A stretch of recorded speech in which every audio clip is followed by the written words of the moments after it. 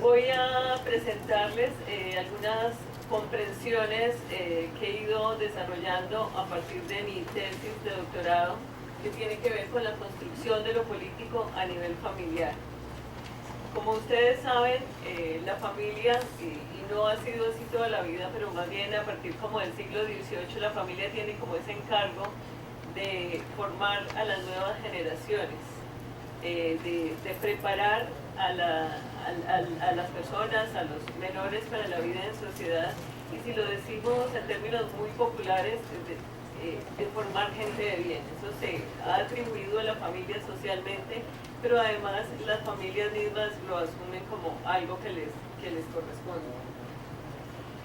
A pesar que cada vez más la función de la familia, la función socializadora, y ese es como el centro aquí, esa función de socialización que cumple la familia, a pesar que esa función se ha ido delegando a otras instituciones como la escuela, los jardines infantiles, ahora tenemos programa de 0 a siempre y cada vez más pequeñitos son institucionalizados. A pesar de que se han ido delegando estas funciones, se encuentran muchas coincidencias, por ejemplo, en las ideologías y en las orientaciones políticas de padres e hijos. O sea, se encuentra que lo político se transmite en cuanto a ideología política, pero también en lo que, y ahora voy a explicar qué es lo que entiendo por lo político, también en lo político este es como el primer escenario de encuentro, el primer escenario de negociación, es la familia, el primer escenario donde se tienen como que equilibrar ciertos poderes.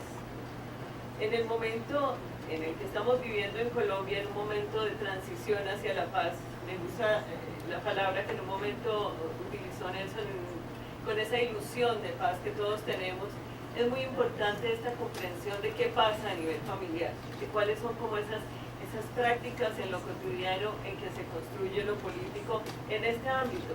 Y ese es solamente uno de los aspectos importantes en esta construcción de paces. Pienso yo que cada uno, desde el ángulo en el que está ubicado, desde el escenario en el que opera, digámoslo así, hace su apuesta y hace su aporte a esa construcción de paz, y en este caso es muy pues desde el ámbito familiar. Lo político, a lo que me estoy refiriendo, pues lo político es a la vida en comunidad, es a la convivencia y esa vida de comunidad donde están presentes los poderes, por ejemplo, los poderes entre géneros, y aquí es importante, por ejemplo, el concepto de familia patriarcal, donde los hombres son los que tienen como el poder y la palabra, diferentes niveles de poder. También muy importante aquí en lo político, como la voz de cada uno, o sea, la construcción, por ejemplo, en los menores, de la posibilidad de hacer escuchar su voz, y su voz como diferencia, su voz como capacidad de pensar distinto, pero a su vez la posibilidad de escuchar diferentes voces. También está presente en lo político el antagonismo, y este es un concepto que concretamente nombra Chantal Mouffe como algo que determina lo político, pero diría yo que también al lado del antagonismo, como esa tendencia que tenemos, digamos, en nuestra vida en sociedad a competir, a que se genere de una u otra manera conflicto, también hay una tendencia a la cooperación, a colaborarse, a ayudar. Creo que ambos aspectos, como ambas caras de la moneda, habría que tenerlas en cuenta en este análisis. En el centro de lo político está el concepto de alteridad, que es esa relación con el otro, que es lo que definimos como nosotros, ese nosotros en el que nos incluimos y a quien consideramos el otro. Es algo que es de perspectiva, desde donde nos ubicamos. Esa alteridad, si ustedes han leído, por ejemplo, como lo plantea Todorov, es algo que puede negarse o que puede revelarse. Es algo a lo que se le puede ir dando cada vez más lugar, o es algo más bien a lo que uno puede hacer, digamos que como la vista gorda, como tratar de no tener mucho que ver con lo diferente. Y sobre todo, hay un autor que lo plantea, me parece que de la manera como más lúcida y más clara, este tema de la alteridad, y es Kahneman, cuando habla de esa tensión entre familiaridad y extrañeza. O sea, eso naturalizado, eso conocido, eso que para nosotros es como lo normal, el único punto de vista, como tenemos la capacidad de poner, por ejemplo, nuestras creencias en suspenso y abrir como una puerta a algo nuevo, a otros puntos de vista, a otras maneras de ver. Pero sobre todo Gadamer lo plantea en términos de un horizonte, dice, es movernos un poco hacia el otro, hacia esa comprensión, pero movernos en un escenario más amplio, en un horizonte más amplio. Este es como el aspecto que considero central en lo político, pero hay otro aspecto de las competencias ciudadanas que es el que considero más bien como el más visible, el más observable. En las competencias ciudadanas, pues ustedes saben, las competencias son información, habilidades que tenemos en este caso en relación con los ciudadanos y se clasifican, hay cognitivas, hay comunicativas, hay afectivas. Yo he puesto allí como las que he encontrado más evidentes en lo que les voy a presentar a continuación, que es la aplicación de estos conceptos o la mirada de estos conceptos de tres narrativas específicas que he venido revisando. Las competencias digamos que elegí aquí son empatía, que está muy relacionada con el tema de alteridad, la posibilidad de saber lo que el otro siente, de entender las condiciones del otro, el considerar las consecuencias de nuestras acciones, otra competencia, y la posibilidad de formar un pensamiento crítico como una tercera competencia ciudadana que estoy considerando acá. Este es como el marco conceptual con el que yo he venido trabajando hasta el momento del análisis de tres narrativas específicas producidas en el ámbito colombiano. Con narrativas me refiero a ordenación de acontecimientos en el tiempo. Allí más que realidad, más que decir si estos hechos sucedieron tal y como se describen acá, lo que nos importa es lo verosímil, es el sentido que se construye allí, como esa sabiduría práctica, donde obviamente está expresado lo ético y está expresado lo político. Lo que yo he hecho con estos textos es rastrear allí un poco como la minucia de esas prácticas que en la familia se dan de lo político, qué prácticas específicas, qué maneras hay de ir construyendo lo político a nivel familiar. Los textos los escogí porque se refieren a protagonistas de nuestra vida política, pero ubicados desde ángulos muy, muy diferentes. El primer texto es Cóndores no encierran todos los días, una novela del autor vallecaucano Gustavo Álvarez de Ardiazábal. Yo creo que la mayoría la leímos cuando estábamos en el colegio y nos acordamos del cóndor de León María Lozano, que es el personaje central de esta novela. El cóndor era un hombre supremamente religioso, católico a morir. Él no faltaba a misa de 6 de la mañana todos los días de su vida y además era un hombre muy conservador. Y en ambos aspectos, en lo católico y en lo conservador, muy activo. O sea, él participaba de los bazares, él aportaba al directorio conservador. Digamos que desde el punto de vista de un vecino de León María Lozano en Tuluá, este era un hombre de bien, un hombre sobre todo cumplidor del deber. La vida de León María Lozano cambió un poco el 9 de abril de 1948, después de la muerte de Gaitán, cuando algunos liberales intentaron quemar el colegio de los salesianos en Tuluá y él se opuso con algunas armas que tenía y acompañado solamente de otros dos hombres. Él se opuso. En ese momento él impidió que quemaran el colegio y que atacaran a los sacerdotes, y en ese momento él salió como del anonimato. En ese momento él ganó otro lugar, fue reconocido a tal punto que luego se le encomendó la misión de acabar con los liberales en una región que era eminentemente liberal, y fue el papel que él asumió y digamos el que le da como este lugar en la novela, el de ser el jefe de los pájaros, que eran los asesinos de liberales, y por ser el jefe de los pájaros es que lo denominaron el cóndor. Cuando uno rastrea allí lo familiar, que obviamente aquí ese no es el centro, ni es que todas las páginas del libro esto esté muy presente. Él tenía dos hijas a las que cuidaba y a las que quería, y uno, si trata de ubicar allí qué había de alteridad, es difícil encontrar otros puntos de vista en la formación que recibieron estas niñas, en lo que había en la cotidianidad de ellas. Incluso, digamos que cuando la cosa se puso como difícil, cuando fue todo más pesado y empezaron a correr rumores en Tuluá sobre lo que estaba haciendo el cóndor, él la opción que tomó fue mandar a las niñas al internado a Manizales. O sea, las sacó de esa escena política que estaban viviendo y las llevó un poco a protegerlas, un poco a otro refugio. Eso es lo que sabemos de socialización allí. Y en términos de alteridad, obviamente ahí hay una negación de la alteridad. O sea, aquí el otro son los liberales. Podemos ubicar allí concretamente a los liberales como el otro. ¿Y cuál era la opción del Cóndor con el otro? Eliminarlo, aniquilarlo. Así en la novela no esté muy el detalle de qué era lo que él conversaba, cuáles eran las prácticas de crianza con las niñas. Obviamente esta era la pauta que se estaba marcando frente a la alteridad, esa negación de la alteridad. Pasemos al texto de María Eugenia Vázquez, que se llama Escrito para no morir, bitácora de una militancia. María Eugenia Vázquez militó durante 18 años en el M19. Ella es antropóloga y entiendo que este texto inicialmente lo escribió como su tesis de antropología. Una vez se desmovilizó el M19. El interés, el propósito de ella al escribir este texto es como construir o reconstruir su identidad. Ella dice, después de esos 18 años en la guerrilla, mi vida quedó como una página en blanco. Algo así como yo no sabía quién era. Y entonces hace una narración biográfica en la que sí da un lugar, digamos, a escenas familiares que le permiten a uno rastrear ese tema de la socialización. Ella misma, hay un punto en el que como que identifica cuáles son esas pautas y esos aspectos de lo que ella vivió en la niñez y en la adolescencia que dieron como paso a esa elección que ella tomó posteriormente de hacerse guerrillera. Y dentro de lo que menciona allí dice la sensibilidad social cultivada por mi madre y afianzada o afirmada por las monjas.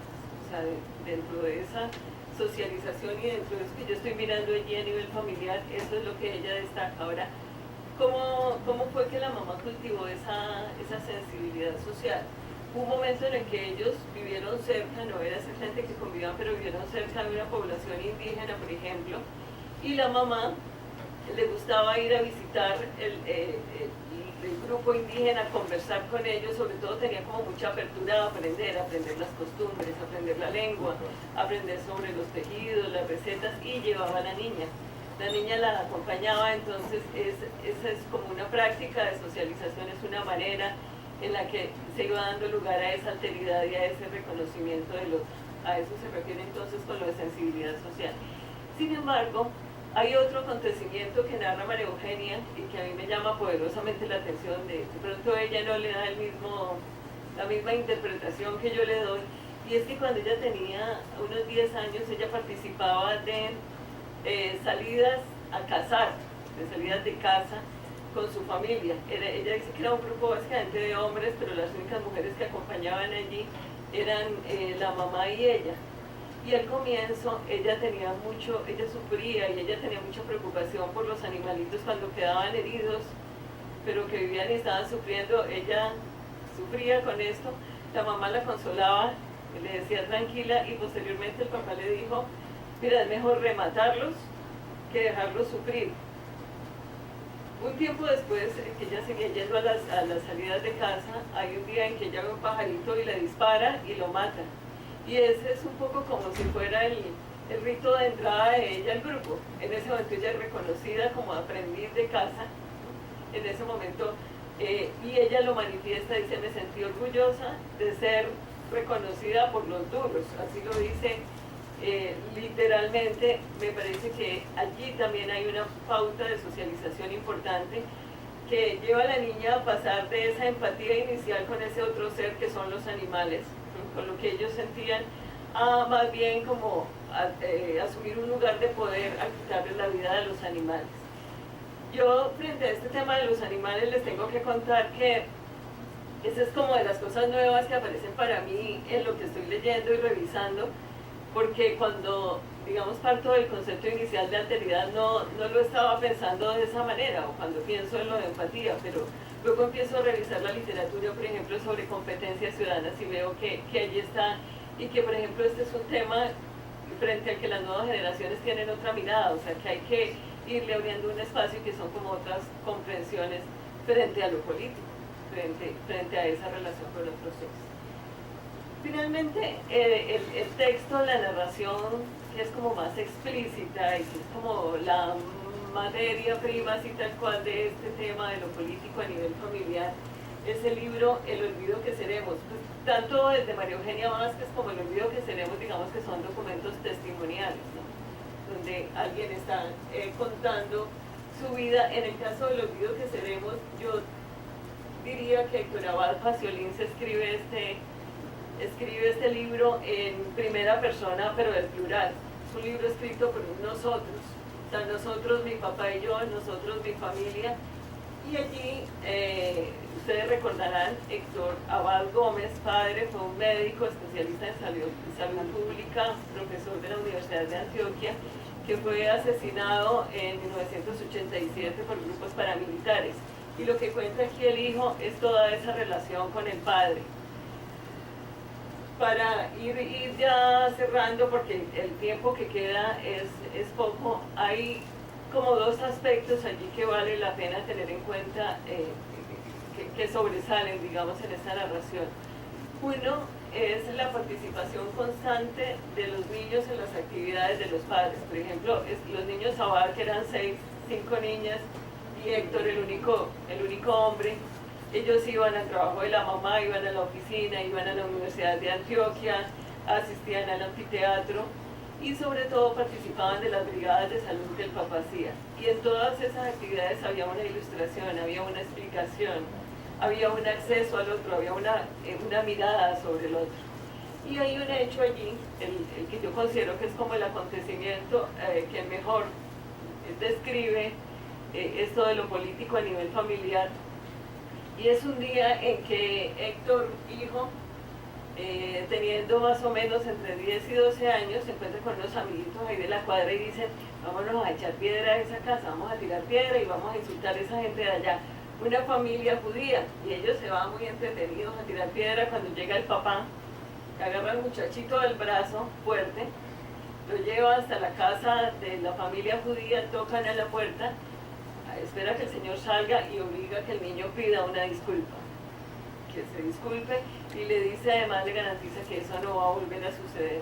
Después se va con el niño a la casa, se encierra con él en la biblioteca, y ahí es importante en el contexto de esta narración que la biblioteca era como el templo de esa casa. La biblioteca era el sitio donde el padre se encerraba cada que llegaba como aburrido, como mal, como llevado, como enojado. Él se encerraba en la biblioteca y ponía música clásica a todo volumen. Entonces ese día que sucedió eso con el niño, él va y se encierra con él. Él describe literalmente como que era el sitio donde nos íbamos cuando había que hablar cosas importantes. Le habla sobre el antisemitismo, le habla sobre la persecución nazi a los judíos, pero además de hacerle como esta lección histórica, le pone una cara cercana a los judíos. Le dice: mi mejor amiga es judía, y Jesús mismo es judío, porque los niños también eran criados como mucho en un credo religioso, y Jesús era una figura muy cercana. Entonces le pone una cara cercana a esta idea del otro. Yo creo que este acontecimiento nos permite mucho entender como en la minucia esa construcción de lo político. Primero el padre le pone el límite cuando lo agarra del brazo y le dice: hasta aquí. Luego él lo lleva a asumir las consecuencias al pedir una disculpa, pero además le explica las consecuencias a largo plazo cuando le hace todo el panorama histórico. Eso es básicamente, digamos, como las lecciones y lo que podemos obtener de allí en términos de alteridad, en términos de esas competencias. En cuanto al pensamiento crítico como competencia, por ejemplo, yo creo que está muy mediado por ese acceso a los otros. O sea, si bien vimos en la familia Vázquez y en la familia Abad, estaba como muy presente dentro de la familia diferentes miradas, como la posibilidad de un diálogo, de acceder a diferentes perspectivas. Y eso es lo que está en la base del pensamiento crítico, la posibilidad de formular preguntas, la posibilidad de interpelar. Estos aspectos específicos que vimos allí en estas narrativas, que son como la identificación identificar las prácticas de la construcción de lo político a nivel familiar, pues puede pensarse también como en un continuo, es decir, las diferentes familias y los diferentes padres tendrán diferentes posturas y maneras de asumir esto. O sea, la pregunta y lo que estamos documentando y comprendiendo cada vez más es toda esa diversidad que hay en cómo las familias asumen lo político.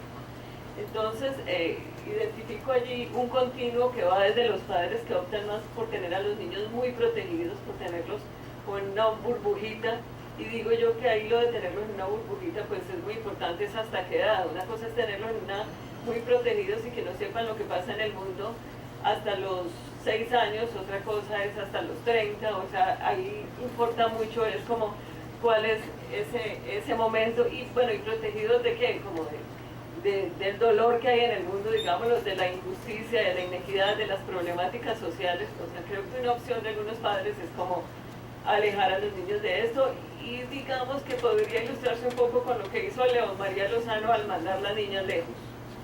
Aunque estoy aquí, digamos, es un continuo que no necesariamente está ilustrado tal cual por las narrativas que presenté. En el otro extremo tendríamos los padres que hacen a los niños partícipes de todas las actividades de los adultos, o sea, en lo posible, de lo laboral y sobre todo de lo político, y con un interés allí como de dejar una enseñanza, que el niño conozca otras realidades, que el niño conozca otras maneras de pensar y de sentir.